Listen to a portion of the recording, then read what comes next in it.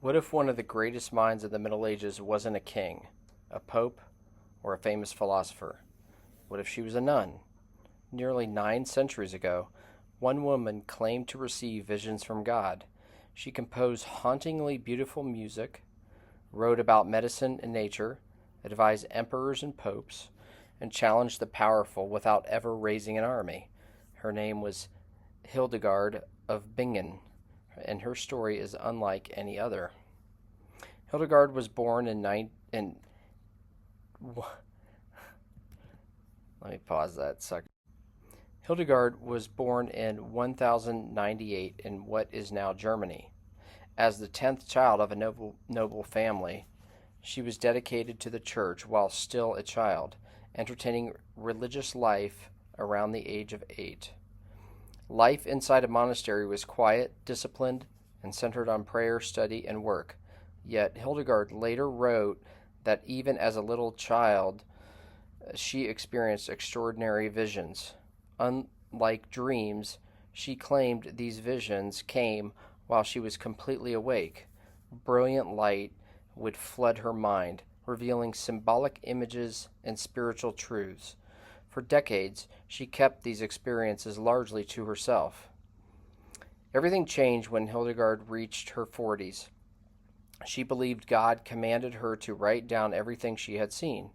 Terrified of ridicule, she refused. Soon afterwards, she became seriously ill. Believing her illness was connected to her hesitation, she finally began writing. The result was Scivias, Latin for Know the Ways. Filled with vivid comic imagery, angels, fire, stars, and symbolic visions, the book amazed church leaders. Even Pope Eugenius III encouraged her work. Almost overnight, an unknown nun became one of Europe's most respected spiritual voices. But Hildegard wasn't only a visionary, she became a composer. More than 70 of her musical works survive today. Unlike most medieval music, her melodies soar with remarkable freedom, giving them a hauntingly beautiful beauty that still captivates audiences nearly 900 years later. She also studied plants, animals, minerals, and the healing properties of nature.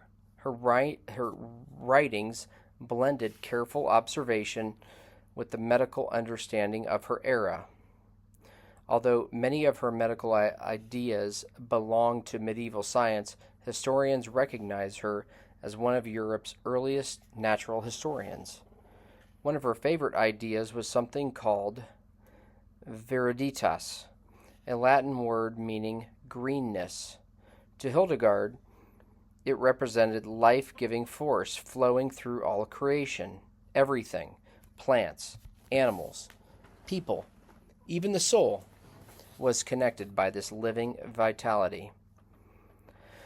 Hildegard did something almost unheard of for women of the 12th century. She preached publicly. She traveled across Germany speaking to crowds. She wrote letters to kings, emperors, bishops, even popes. She criticized corruption within the church and warned political leaders against pride and greed. Late in life, she faced one of her greatest challenges.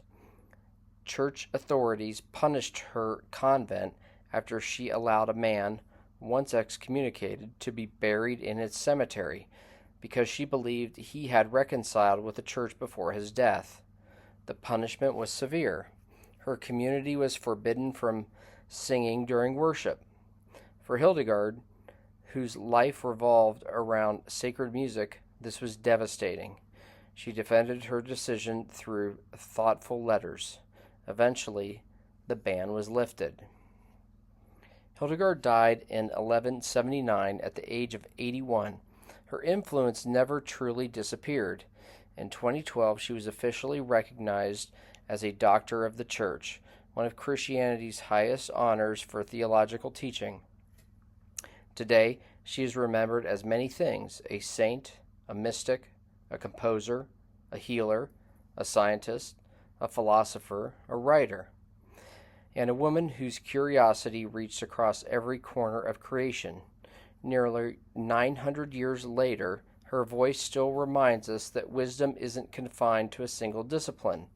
Sometimes it emerges where faith, music, nature, and wonder meet.